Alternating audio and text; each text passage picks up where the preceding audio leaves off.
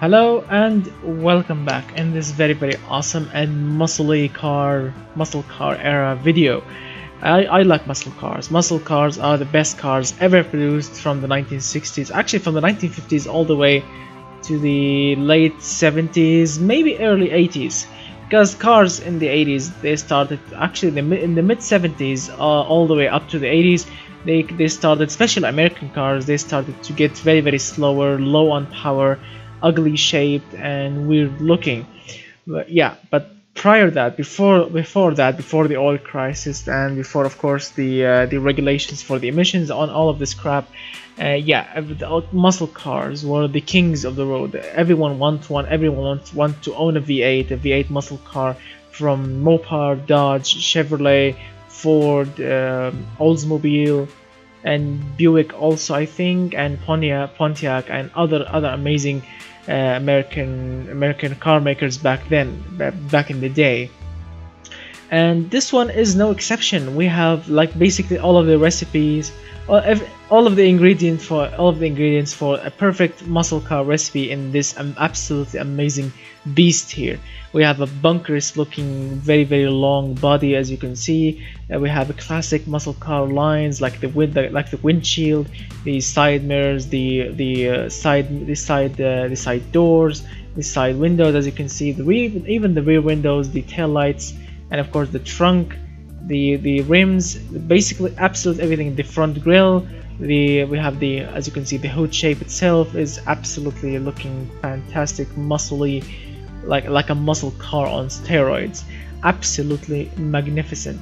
Alright, so as you can see, the car is looking amazing. But before we start with all of the specs, I would love to remind you guys that if you enjoyed the video, don't forget to hit that like button. If you are new to the channel, hit that subscribe button, hit that notification bell button so you can get a notification each time I release a new video. And if you want to request a custom engine or a replica of a current engine, if the game can support it, or a custom car, yes, remember this, you need to add my Snapchat. It's Lord Bas94, Lord BAS94. You need to add my Snapchat so you can add, so you can request cars. And you can request cars after I add you on the channel group on Snapchat. Then you can write your request and I will make it as soon as possible. And also you can chat with all of the channel fans. You can discuss cars, everything related to automation game, and basically everything you want to discuss it's all available. It's really fun, it's really awesome on the group.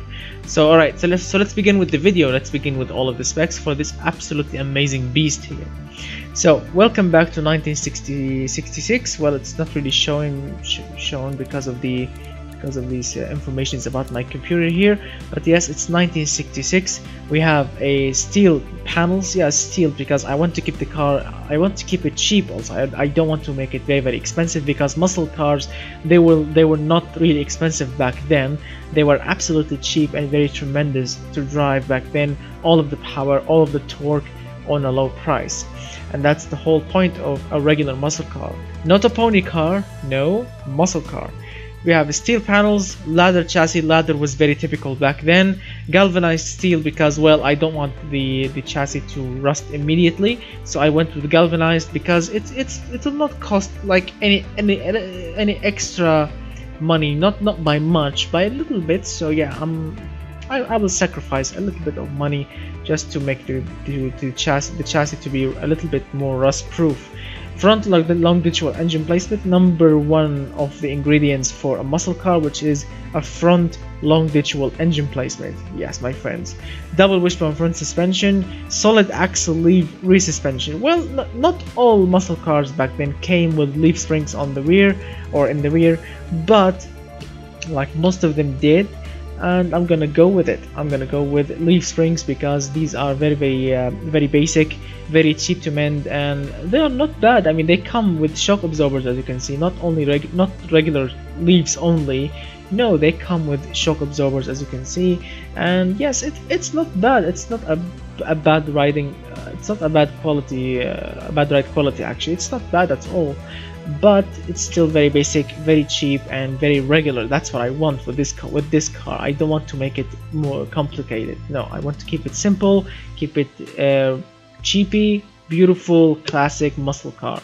+3 quality on the chassis and the suspension technology. Moving on, this is the engine that I made. A little bit unique. I admit that a little bit unique because as you can see, it's a V-shaped 90 degrees 8-cylinder engine. Also number 2 of ingredients for a muscle car recipe. Tick. Cast iron block, and this is actually for a good reason. Aluminium block, it will actually make the block very lightweight, but it will reduce the reliability by a lot, and I'll tell you why. Because the technology in 1966 for casting aluminum to make a block, it's not really good. It's really bad back then, and choosing aluminium block back then in the 60s for an engine, for a daily driving reliable engine, well, it's a bad idea. So just go with cast iron while your eyes are blindfolded, and it's okay. Cast iron will serve you. It will live forever actually if you can take care of it really well. And what I mean by taking care of it is just by, well, not revving the engine to the moon and destroying, well, the internals, which will lead to a falling connecting rods to sew up the engine. You don't want to focus on that. It will survive. It will serve as it meant to be. Cast iron is just the most amazing material, especially in the 60s, early 70s. Well, in the 80s you can switch to aluminium because the technology in the 80s for cast aluminum or aluminium got much better. But in the 60s, keep cast iron. It's your friend. It will live. It's awesome.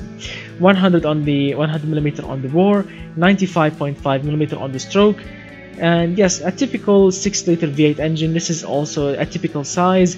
Below 6 liter, well, it's still a muscle car, but it will start to go in the pony car territory. 5.7 liter, 5.8. No, but a 6 liter, it's like a benchmark, a mark for the correct size for a muscle car V8. So I like the 6 liter. A 6 liter V8 will always be my favorite size because it just fits right. It fits really well, and it looks very big and hunky and muscly, and that's what I like about V8s.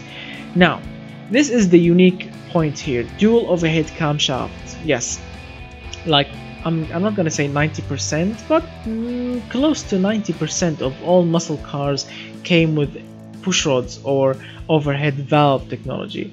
It's good, it's not really bad, and you can make a decent amount of power out of it, but in automation game it's really rubbish, and I don't want to go with it because it will make the engine really low on power, really low on torque, really also low on RPM, and I don't want any of that. And since dual overhead camshaft, it's not unique on car makers. I mean, there are a lot, and I mean a lot of engines that came with dual overhead camshaft back then. It's not unique, it's not new. This technology has been on earth for really long time. And yeah, so I'm gonna go with dual overhead camshaft, 4 valves per cylinder to make the engine to produce as much power as possible, naturally aspirated, and keep it reliable, keep the fuel efficiency very high, even although no one cares about it back then, but it's still there. Cast iron cylinder heads also for the same reason, because aluminium will make the reliability to drop, and I don't want that. Moving on, we have forged steel crankshaft, heavy duty forged connecting rods, and forged pistons, because I want to rev the engine high, and with that amount of stroke you need forged internals. Cast internals will not do the trick at all. Zero quality on the internals. We have 9.5:1 is the official compression ratio for this engine, 69 on the cam profile, +1 quality on the camshafts and everything related to them, naturally aspirated of course. Turbos hasn't been invented yet. We have a 4-barrel carburetors, twin carburetors actually, with performance intake manifold and intake system, super leaded 98 octane fuel with 13.8 is the air fuel ratio and 87 on the ignition timing. 5,800 is the RPM limit, because with 5,900 actually the connecting rods will start to become overstressed, and I don't want that.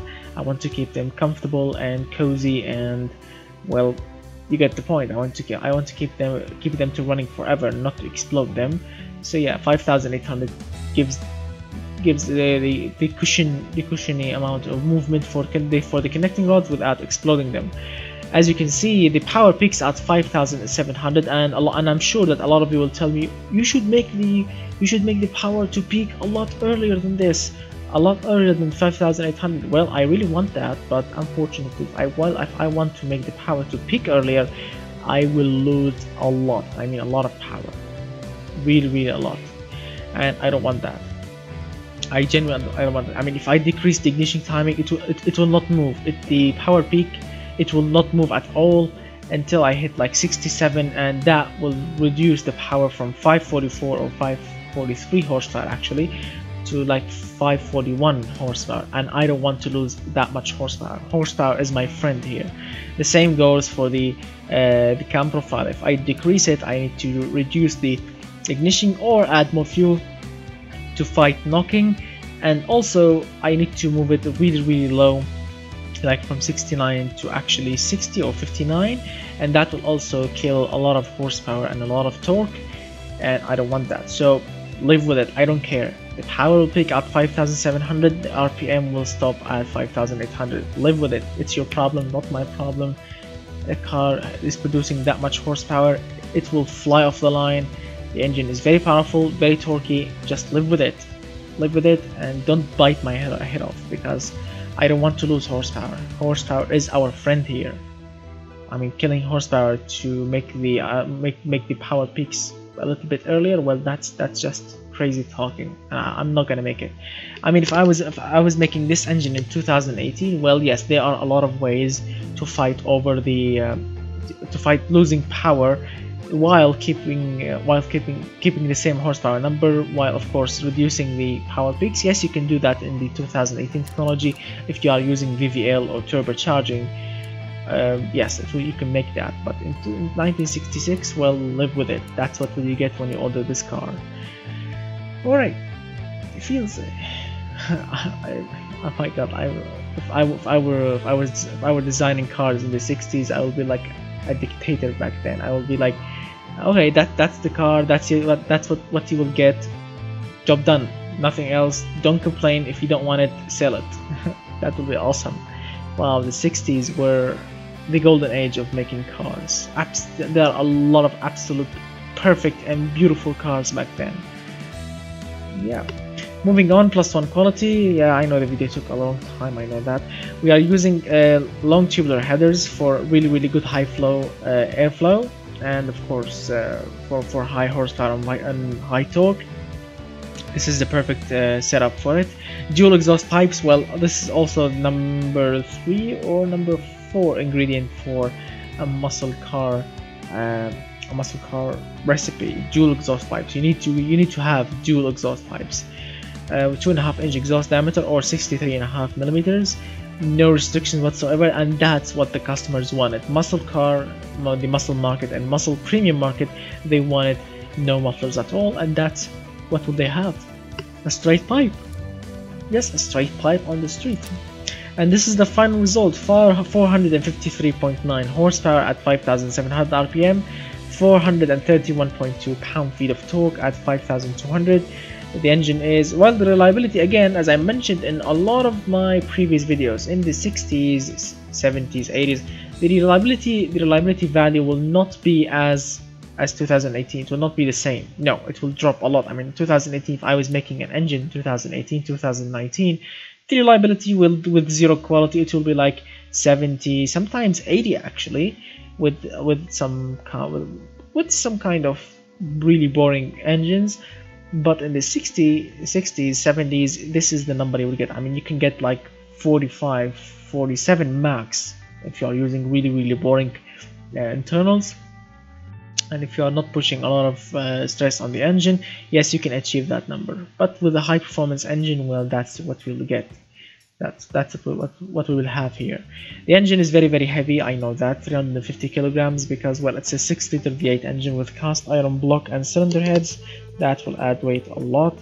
As you can see, production units and engineering time is very perfect. We are using nearly all of the available octane, 13.3% fuel efficiency, well, in the 60s, and carbureted V8. I tried really hard to push the number more, but that's what we have here. 46 on the smoothness, well, I consider it very good. Throttle response was, well, because we are using twin carburetors, it's actually a not bad number, but don't compare this number to a fuel injected version, because 36 will never be close to a fuel injected engine. I mean, fuel injection will push this to 70, 75, 80 sometimes, but 36, well, you have to live with it. Noise is 82 points. That's very loud, very loud, and the customers want that, so I'm gonna give it to them. And by the way, I'm not speaking this out of I'm not lying here, because I remember watching Jay Leno's Garage show on YouTube, and I remember him talking about when he was a kid and his father bought some kind of muscle car, some kind of, I don't know, Mopar or Chevy, and I remember him as saying that he was a kid and he went with his parents to the dealership, and he kept screaming or shouting or whatever to his father that he wanted to choose the engine, because back then you need to fill a paper that what kind of engine you want, what kind of suspension you want, what kind of exhaust you want. And I remember him saying that he picked the police package, I think, and he checked the box for the muffler deletion or muffler delete. Yes, he checked that box, and I remember him saying, and he was laughing actually, that when that car arrived at his parents' house, when the dealership delivered the car, I remember him telling that his father started up the car, and he was surprised. He thought he ordered a racing car or the exhaust was blown, and the guy that delivered the car back then told Jay Leno's father that you sir, you checked the muffler deletion box in the form. He said, who did that? I did not check. And yeah, well, I remember him saying that he got grounded or something for choosing that. And then Jay Leno told everyone on the video that his father, I think in the next week, caught speeding with that car because he was very impressed by the power of that V8. So you get the point. Back then you could have your car without any mufflers. You can just go to the dealer, check the box, I don't want any mufflers, and jump down. Cars back then, they were absolutely amazing. You could choose what engine you want, what kind of interior you want, what kind of gearbox you want, what kind of exhaust you want, suspension. It's like a tailored car. You are picking a tailored car, a specific car tailored to your taste, and that's what I love about muscle cars. Nowadays, you go to the dealership and you just, hello sir, choose the color, choose the trim, what kind of leather you want, what kind of what's the rim size, 17-inch, 18-inch rims. Do you want carbon fiber wing, carbon fiber hood? That's it. These are the options.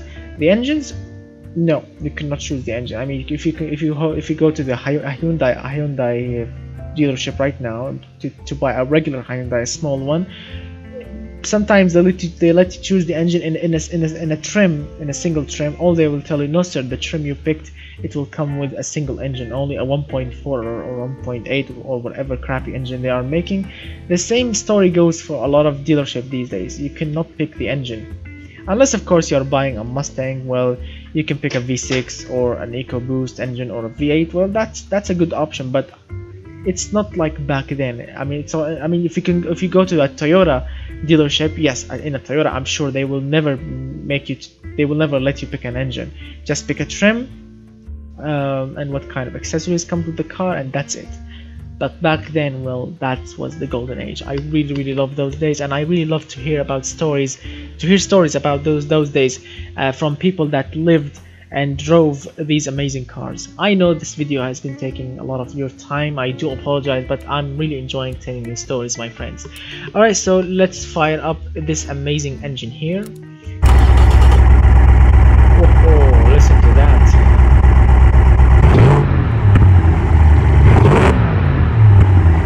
Perfection.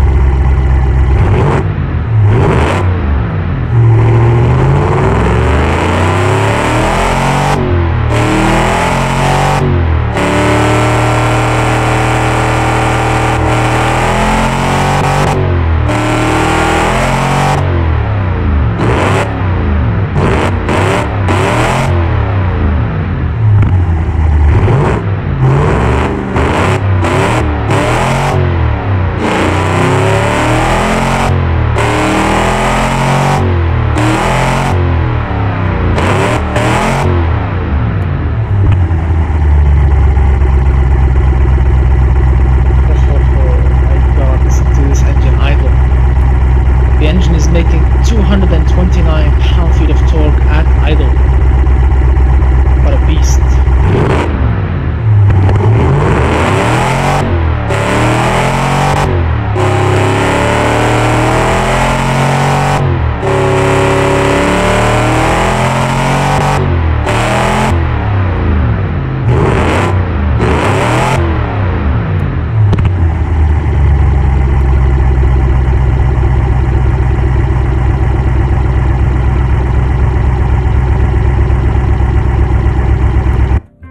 Wow, what an engine. The idling sound is just brutal. I mean, just turning on the engine, just firing up this beast here to warm it up in the morning tells everyone that you are driving a rocket ship, a racing car. And that was absolutely amazing. Can you imagine firing up this engine in the 60s in the morning to warm it up? I mean, I think you will wake up everyone in the neighborhood, but I don't care. I mean, the acceleration from it, the sound of the exhaust, the sound of the induction of this engine is just sublime, absolutely perfection. I really love this era so much. Moving on, so I have chosen this 1965 coupe or coupe body. As you can see, this body comes in a lot of trims or a lot of shapes. You have this convertible, you have this wagon, and I really love the wagon also. It looks very practical and very cool. You have the sedan, which is of course 4-door sedan, but as a muscle car you need to have it as a two-door coupe. You always should do that. A wagon is still a wagon, it's not a muscle car. A sedan is still a sedan. Some guys will call the four-door Impala or other cars that came with the 4 doors. Sometimes they call them muscle cars, but a true muscle car should always come with 2 doors, like the Camaro, the Charger, the Challenger, the Mustang, the Pontiac GTO, and a lot of amazing cars. Yes, they all came with 2 doors, not 4 doors. +1 quality on the body and the body quality on the fixture quality. Moving on, I have chosen this yellow racing color for the body, and the same I will choose for the brake caliper, although it will be hideous back then to ask for your brake calipers to be painted, but since we have the option here, I'm gonna just go with it. Moving on, I have chosen these fixtures with you will see in a minute that I paid a little attention to details, as you will see in a minute. So I've chosen these weird looking headlights. As you can see, they are square with circles, as you can see, for the headlights, indicators, and I'm not really sure what does this light do. Is it a parking light, or is it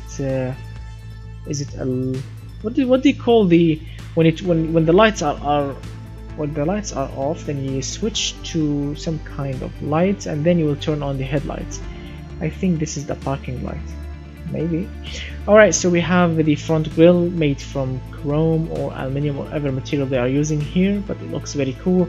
You have these fog lights, front license plate holder, and of course the front logo. Moving on to the side, you have the side mirrors, the door handles, and of course check out this logo. The company logo, as you can see, in 2 sides with a V8 logo. Look absolutely magnificent.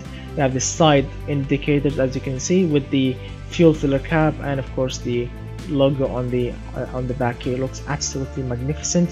You have these tail lights, regular looking tail lights. You have this strike badge here with a 453. This is not cubic inch. No, don't tell me. No, this is not cubic inch. This is 453 horsepower. I'm talking about horsepower, not cubic inch. Although back then they used to name the cars, sometimes the car trims according to what engine was installed in them, like the 455 Chevelle or whatever. Yes, but no, I'm not talking about cubic inch here. This is horsepower, 453 horsepower. Yes. Although it's weird, I mean, I was really looking forward to name the car according to the engine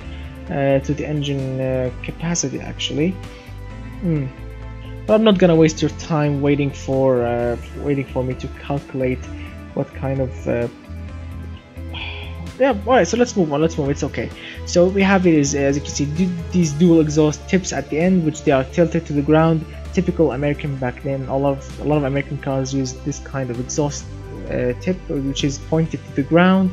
And also these rims here, these are very muscular muscle car era rims, which I found them on the Steam Workshop. They work absolutely perfect with this setup, and they are on, of course, with the, as you can see, this hood or this bonnet bump or hump here.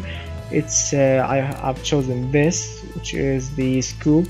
I've chosen this one, and I just stretched it to the front and a little bit to the side, and it made a very good looking high performance muscle car hood, which looks absolutely mean. Alright, so let's move on. I have chosen rear wheel drive, manual gearbox, 5-speed or 5 ratios, 260.3 km/h, which is a 3.64 to 1 final drive.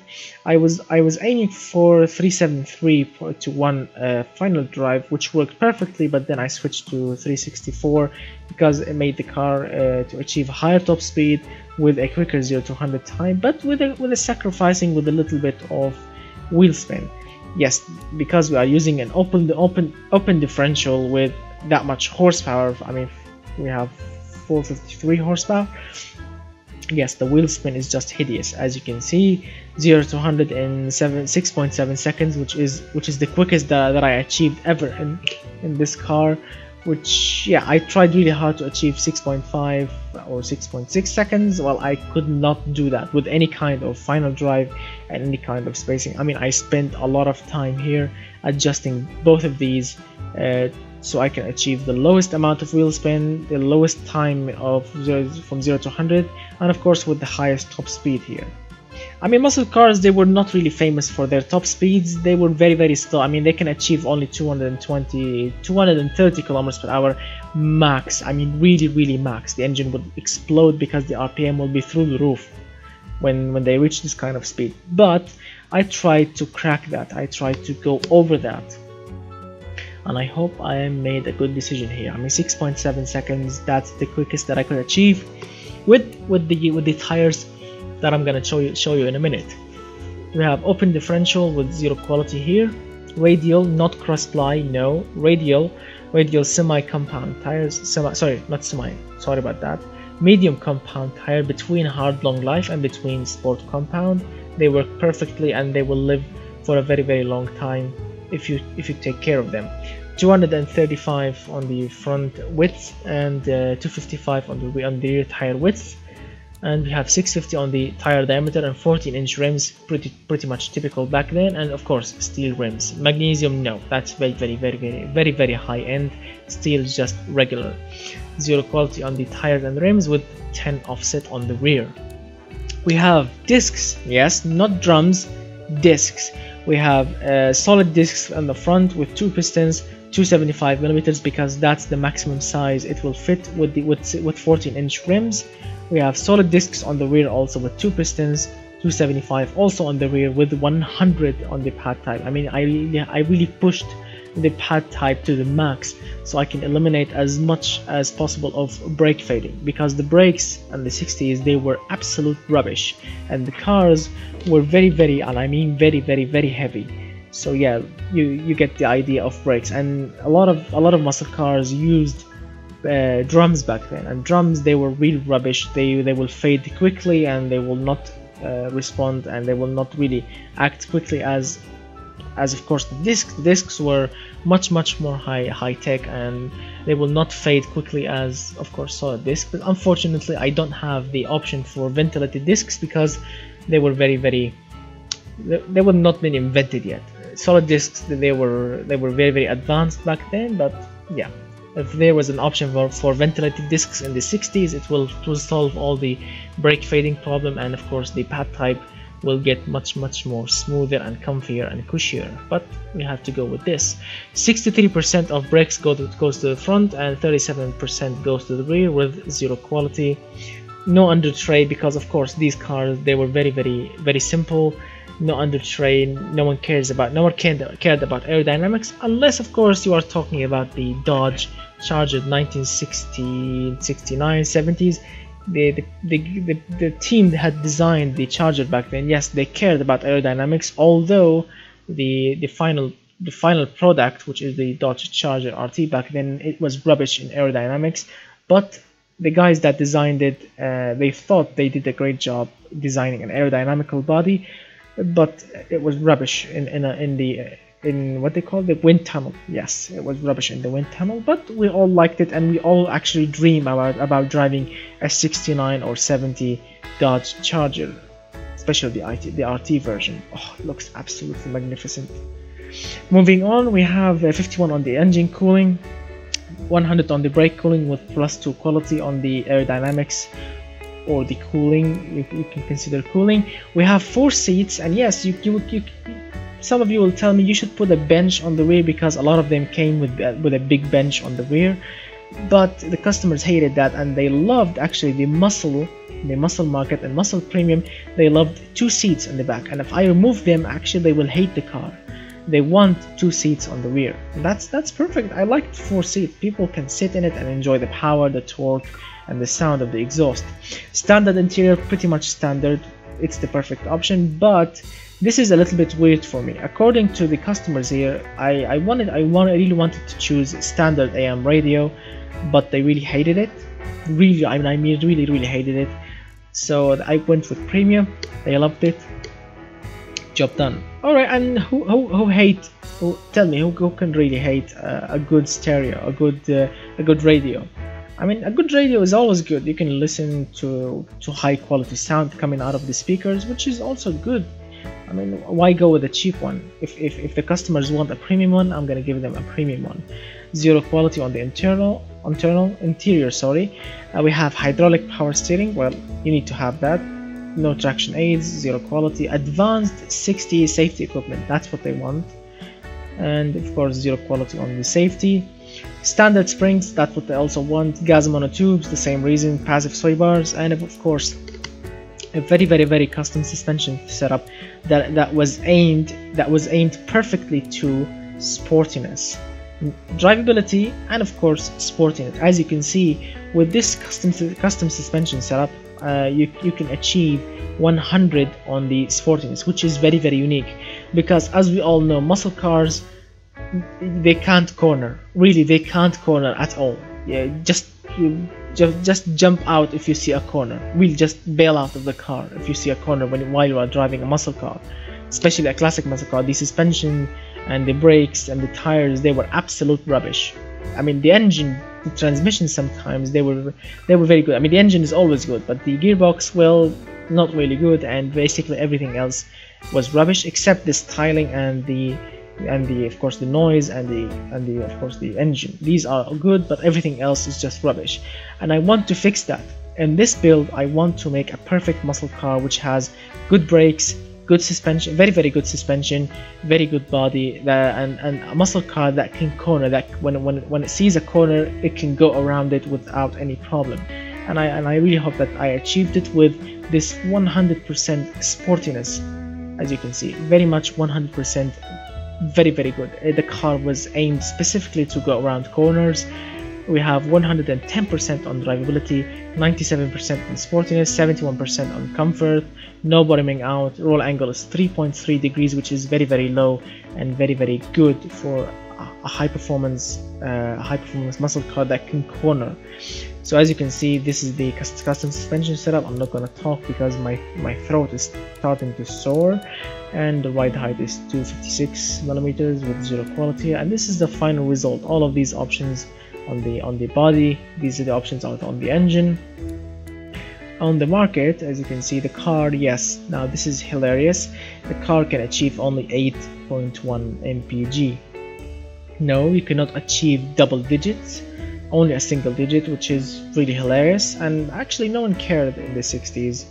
Fuel was very cheap back then, and yeah, you can fill your car every 5 minutes. No one cares, or everyone just enjoying the power and the torque. Emissions, because we are using leaded fuel, well, no one cares here. Octane, we are using nearly all of it. Service cost, well, it's not really cheap and it's not really expensive, so it's in between. It's not bad at all. It will cost the company $8,130 for materials. With unique time, it won't take any much time, but production units takes a little while because of the good suspension and the good engine and basically good everything. especially the brakes, because they are very advanced. As you can see, the car is practical. It's not bad. It's practical. It has good utility points. It's reliable. Environmental resistance, well, because of the body is made from regular steel, it will tend to rust if you don't really take care of it. It will require a little experience to drive. Not really, not anyone can just get in behind the wheel and drive it, because the engine is very powerful. The tires are not that much grippy, and of course the wheel spin is just too much. You need a little bit of experience to control it, so you don't wrap it around a tree. The car is sporty, as you can see. Comfort, well, it's a muscle car. Who cares about comfort? Muscle cars are not really comfortable. They were designed to go drag racing, or to go racing in general, and to have very amazing acceleration. So yes, some of them are comfortable, but this one was aimed for the track as well. So 3.5, I consider it very normal. It's not bad actually, and the car is actually prestigious. It's not bad. You will not be embarrassed driving it. You will actually be you'll be someone to drive this car, which is really good.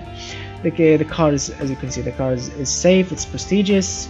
It's sporty, it's somehow drivable, it's practical, it has good utility points, and all of this madness with a beast of an engine in the front and rear-wheel drive drift machine, or not drift machine, well, donut machine.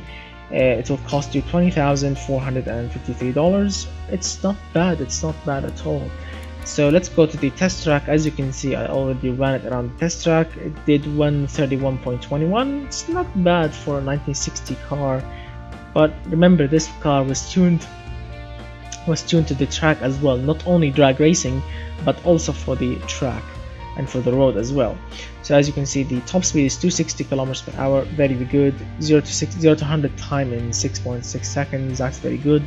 Quarter mile in 14.59, which is not bad. As you can see, no brake fading except the utility. We have 0.1%, which is nothing. I mean, you will not haul anything with this car, but it's still there. Stopping distance for a 1966 car is just perfect. It's very good. But for a 2018 car, this is rubbish. But for a 60 car, well, that's perfect. As you can see, the weight, the car weighs 1,785 kilograms. It's heavy actually. It's not light because it's made from steel. The engine is heavy, made from cast iron, but it's not bad. Power to weight ratio, it's very impressive actually. I thought it will be less than this, but 0.160 is just good. Towing machine, no, this is not a towing machine. Load capacity, because we are using leaf springs on the rear, you can actually put tremendous amount of cargo, and very good load capacity of this car. That's just absolutely amazing. Alright, so let's fire it up and see what's what.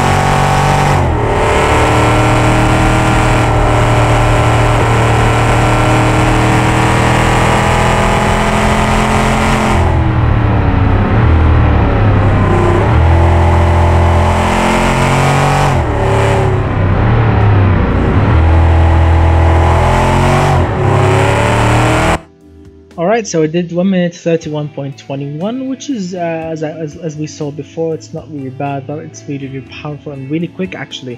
131 on this test track. for a 1966 car, I consider it very good, because a regular modern modern car can achieve much slower than this, but it's very good and it's not bad at all. And look at it. I mean, it's bunky, it's hunky, it's really on steroids, and it looks absolutely magnificent. And it did 131. Alright, so let's go to the other test track and see what will happen.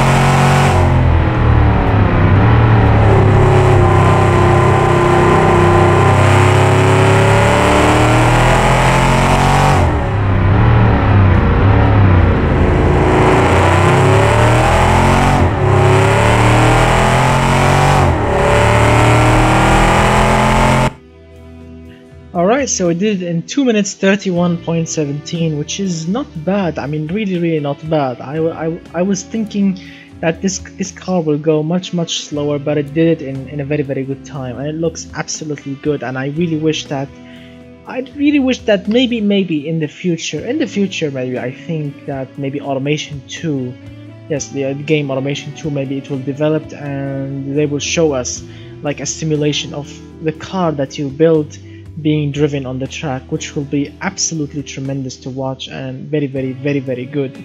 It will be really exciting to see this hunker of metal with a massive V8 in the front being driven around the test track in a very good and sporty manner. It will be absolutely magnificent. So I did the math about this engine size, converting it from cubic centimeters to cubic inch. So a 6-liter engine, a 6000 cc engine, will be translated to cubic inch to 366 cubic inch. It's not really a massive engine, but 366, it's not bad. It's not really a bad size for an engine, but I'm not gonna write it on the back. It will be really hideous.